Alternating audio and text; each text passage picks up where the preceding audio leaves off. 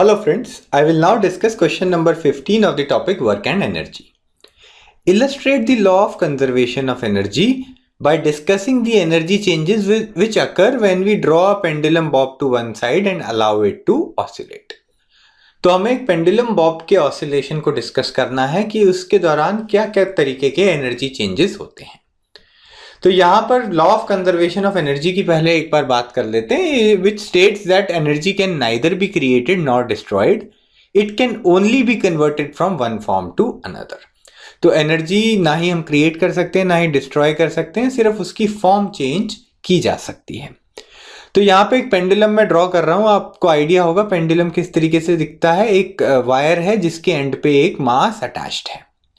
इसको मैंने इस हाइट पे, यहाँ पर ये इनिशियल पोजीशन है, यहाँ तक मैंने इसको पुल किया है और इसके बाद मैं इस पेंडुलम को रिलीज कर दूंगा। ठीक है, the pendulum is released from rest. तो आप देख सकते हैं पेंडुलम इस तरीके से मूव करता है। ये ओरिजिनल पोजीशन थी, नीचे आएगा, दूसरी तरफ मैक्सिमम पोजीशन तक जाएगा, इट विल कम बैक। तो ये इनिशियल एक्सट्रीम पोजीशन है, ये दूसरी एक्सट्रीम पोजीशन है और ये जो लोएस्ट पोजीशन है इसको मीन पोजीशन बोलते हैं।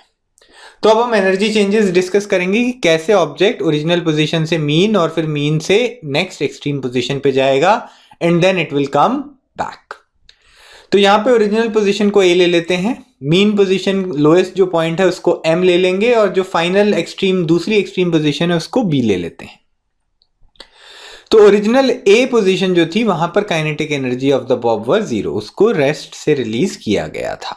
It only had potential energy due to the height of the pendulum.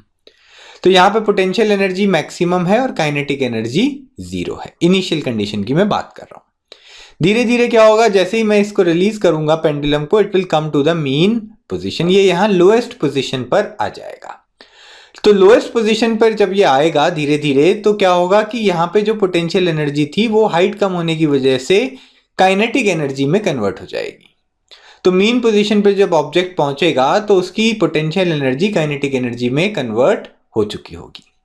अब लोएस्ट पोजीशन के में इसके पास काइनेटिक एनर्जी है और काइनेटिक एनर्जी का मतलब ये एक वेलोसिटी से मूव कर रहा है और उस वेलोसिटी की वजह से ये जो मोमेंटम ऑब्जेक्ट के पास होगा वो इसको और आगे लेके जाएगा।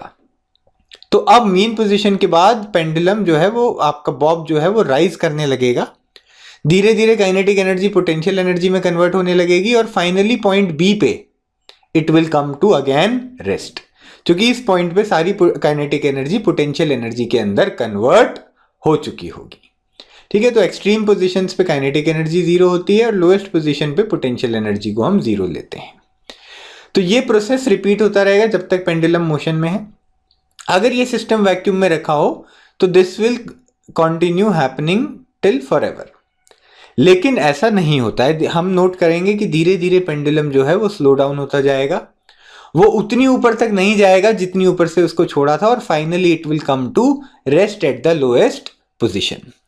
ऐसा क्यों होता है देखते हैं। ये होता है एयर रेजिस्टेंस की वजह से, जो कि मोशन को अपोज करती है।